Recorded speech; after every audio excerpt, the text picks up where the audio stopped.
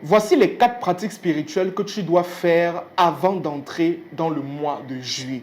Ça veut dire que comme nous sommes au milieu de l'année, là, avant d'entrer dans le mois de juillet, là, il y a 4 choses que tu dois faire sur le plan spirituel pour avoir une certaine élévation sur le plan spirituel pendant les 6 prochains mois de l'année.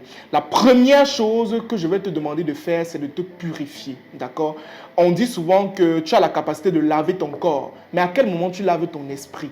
À quel moment est-ce que tu te purifies de toutes les mauvaises choses que tu as faites pendant les 6 premiers mois de l'année? Tu as fait beaucoup de choses horribles que toi-même, tu n'arrives pas à te dire à toi-même. Et tu dois apprendre à te purifier pour cela. Si tu veux savoir comment ça se passe, comment est-ce qu'on fait pour se purifier de manière claire, je l'ai intégré dans notre programme de 6 mois pour reprendre le contrôle. Tu peux bénéficier de ce programme qui coûte seulement 25 000, dans lequel j'ai donné plusieurs astuces, pas seulement sur le plan spirituel, mais aussi sur le plan financier, sur le plan professionnel, pour reprendre les 6 prochains mois de ton année. Écris simplement en commentaire, je suis intéressé, et on se fera un plaisir de te répondre.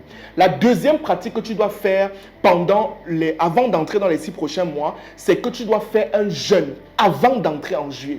Ça veut dire que comme nous sommes actuellement en juin là, d'accord, les 7 prochains mois, les 7 derniers mois de juin, tu dois faire un jeûne. Ou alors si tu ne peux pas, vas-y au moins sur 3 jours de jeûne. Très important avant d'entrer. Ça te permettra de te recharger spirituellement. Donc quand tu as fini de te purifier, tu fais ton jeûne, tu te recharges spirituellement avant d'entrer dans le mois de juillet. La troisième chose que tu dois faire avant d'entrer dans le mois de juillet, c'est que tu dois faire un don. Oui, il faut que tu sacrifies quelque chose. Quand je dis sacrifice, c'est faire un don aux orphelins ou une offrande. Voilà, don ou offrande. Don aux orphelins, aux veuves ou aux déshérités, ou donner une offrande à une autorité compétente, tes parents, tes grands-parents, ton pasteur ou je ne sais pas quoi. Il te faut faire un sacrifice pour asseoir réellement l'énergie spirituelle de manière claire, parce que le monde spirituel n'écoute que les sacrifices. D'accord? Ensuite, l'autre chose que tu peux faire aussi, c'est de déclarer sur les 6 prochains mois de l'année. Ne t'amuse pas avec ça. Tu dois parler sur les 6 prochains mois de l'année. Dans la prière, je ne sais pas comment tu vas faire, si tu es chrétien, musulman, etc.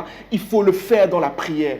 N'attendez pas forcément, je l'ai dit dernièrement, n'attendez pas toujours que c'est un pasteur qui soit la personne qui déclare sur vous. Non, déclarez vous-même sur votre vie. Déclarez sur la vie de vos enfants. Déclarez sur la vie de votre mari, sur la vie de votre femme, sur votre maison, sur votre famille. Très important. Voilà. Et par rapport aux déclarations, il y a des déclarations spécifiques que tu peux faire de manière claire, que j'ai mis dans le programme qui te permettra de pouvoir reprendre le contrôle des 6 prochains mois de ton année. Il ne coûte que 25 000 actuellement en promotion, bien évidemment. Cliquez sur le lien qui se trouve en commentaire pour bénéficier de ce programme incroyable. Ou alors écrivez simplement « Je suis intéressé ». Merci.